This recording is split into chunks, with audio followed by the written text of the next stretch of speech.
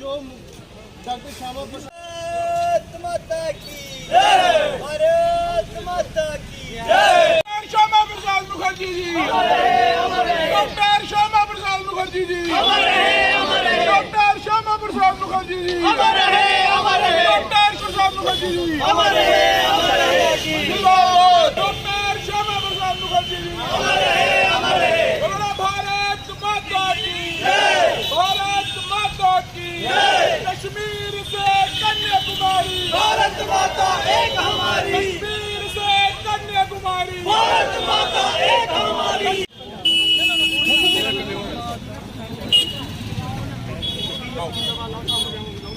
भारतीय जनता युवा मोर्चा, भारतीय जनता युवा मोर्चा जिंदाबाद।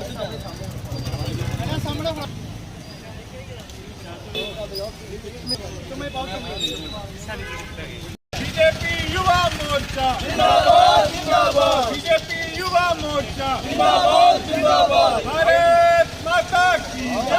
जैसा कि आप सब जानते हैं 6 जुलाई जनसंघ के संस्थापक श्यामा प्रसाद मुखर्जी जिन्होंने भारत की अखंडता के लिए अपने प्राणों का बलिदान दिया है, आज उनकी जयंती है।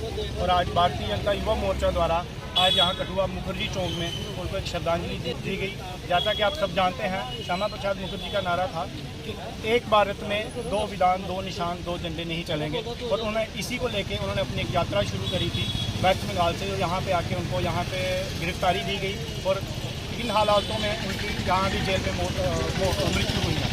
तो हम यही कहना चाहते हैं कि हम जो उनका एक सपना था वो आज पूरा हो चुका है। 370 का उन्होंने बोला था कि 370 इस देश में नहीं चलेगी, वो आज नहीं है। आज पूरे भारत में सिर्फ एक ही तिरंगा लहराता है। श्यामा प्रसाद मुखर्जी के सपनों को कहीं ना कहीं बीजेपी ने साकार किया है।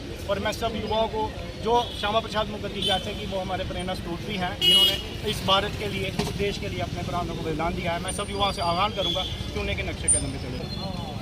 आज भारतीय जनता पार्टी के जनसंघ के संस्थापक श्यामा प्रसाद मुखर्जी जी का आज जन्म दिवस, आज उनकी जयंती है। और उसी उपलक्ष्य के ऊपर मुखर्जी चौक कठुआ के अंदर भारतीय जनता युवा मोर्चा कठुआ द्वारा उनको श्रद्धांजलि दी गई और मिष्ठान हलवा बांटा गया यहाँ पर। और हम सब जानते हैं कि श्यामा प्रसाद मुखर्जी जी का कितना बड़ा योगदान है आज जम्मू कश्मीर को भारत के साथ जोड़ने में। और उन्होंने जो एक समय परमिट लगता था जम्मू कश्मीर में आने के लिए, एक वीज़ा लगता था, और उस वीज़े को हटाने में उनका बहुत बड़ा योगदान था। और आज हम सब जानते हैं कि 370 हटने के बाद उनका जो एक लक्ष्य था, जिसके लिए उन्होंने अपने इस देश के लिए, इस भारत भूमि के लिए, इसकी अखंडता के लिए उन्होंने अपने प्राण निछावर किए थे, आज वो पूर्ण हो चुका है। और सबको मैं आप सभी को हार्दिक शुभकामनाएं देता हूं उनकी जयंती के ऊपर। और मैं आप सभी युवाओं से आग्रह करता हूं कि आप लोग उनकी जयंती के बारे में पढ़िए, उनका जो इस देश के लिए योगदान है, जो इस जम्मू कश्मीर के लिए, इस भारत की अखंडता के लिए जो उनका योगदान है, उस योगदान को हम लोग पढ़ें और उनके विचारों को हम लोग उनके ऊपर, विचारों के ऊपर हम लोग चले।